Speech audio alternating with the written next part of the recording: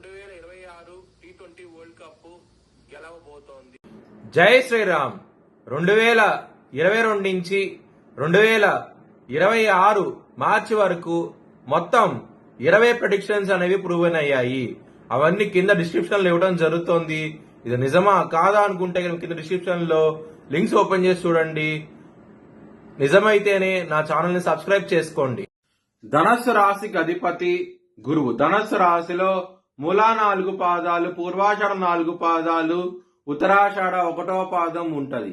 ఈ నక్షత్రం వాళ్ళందరికి నేను చెప్పే ఉగాది ఫలితాలు వర్తిస్తాయి. ధనస్సు రాశి వారికి సప్తమంలో గురు భగవాన్ ఉన్నారు.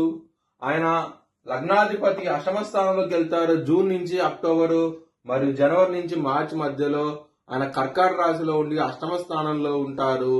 మరియు గురువు గారు నవమ స్థానానికి వెళ్తారు. నవంబర్ డిసెంబర్ సమయంలో సింహరాశిలో నవమ స్థానంలో ఉంటారు. శని 4వ స్థానంలో ఉంటారు.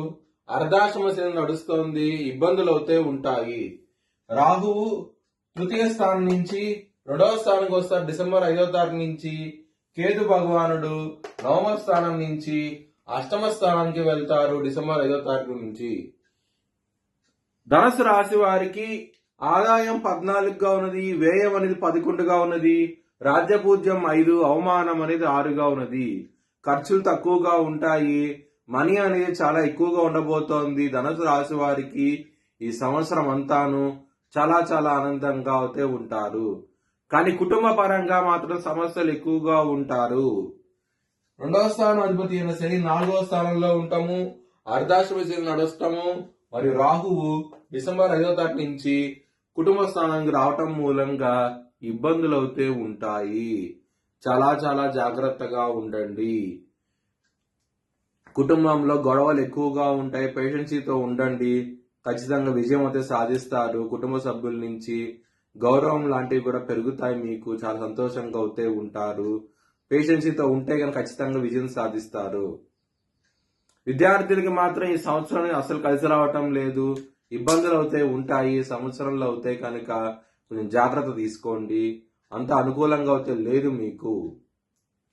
లవర్స్ కి మాత్రం అక్టోబర్, నవంబర్, డిసెంబర్ సమయంలో చాలా బాగుంటది.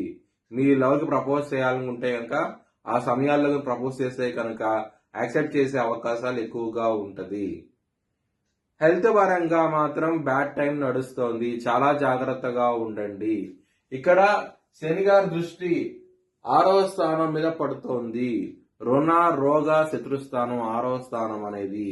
ఆ స్థానం మీద పట్టడం మూలంగా మీకు రుణాల విషయాల్లోనూ ఇబ్బందులు ఉంటాయి.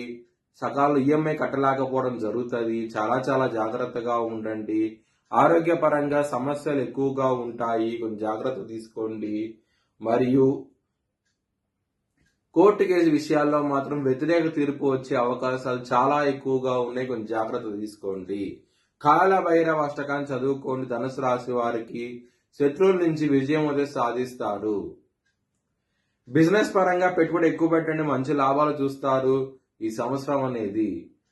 మ్యారేజ్ పరంగా మాత్రం జూన్ వరకు చాలా చాలా ఎక్సలెంట్ గా ఉంటది. జూన్ తర్వాత నుంచి మాత్రం ఇబ్బందులు ఉంటాయి. ఎప్పుడైతే గురువు మీ సప్తమ స్థానం నుంచి మారతారో అప్పటి నుంచి మాత్రం ఇబ్బందులు ఉంటాయి. కొంచెం జాగ్రత్త తీసుకోండి. కెరియర్ పరంగా చూస్తే కనుక ఇక్కడ దశమ స్థానం మీద శని గారి సప్తమ దృష్టి ఉన్నది. ఈ విధమైన పరిస్థితి ఉన్నది కాబట్టి మీకు రెస్పాన్సిబిలిటీస్ పెరుగుతాయి. ప్రాబ్లమ్స్ ఎక్కువ అవుతాయి. చాలా చాలా జాగ్రత్తగా ఉండండి. ఆ సమయంలో ఇబ్బంది పడే అవకాశం ఉన్నది కాబట్టి శనికి తైలాభిషేకం కానివ్వండి, శనికి హోమం కానీ చేయించుకుంటే కనుక మంచి ఫలితాలు ఉంటాయి. ఒకవేళ చేయించుకోవాలనుకుంటే కనుక హెచ్చరిక జ్యోతిష్యాలను సంప్రదిస్తే కనుక మీకు లైవ్ వీడియో కాల్లో హోమాన్ని చూపించడం జరుగుతుంది.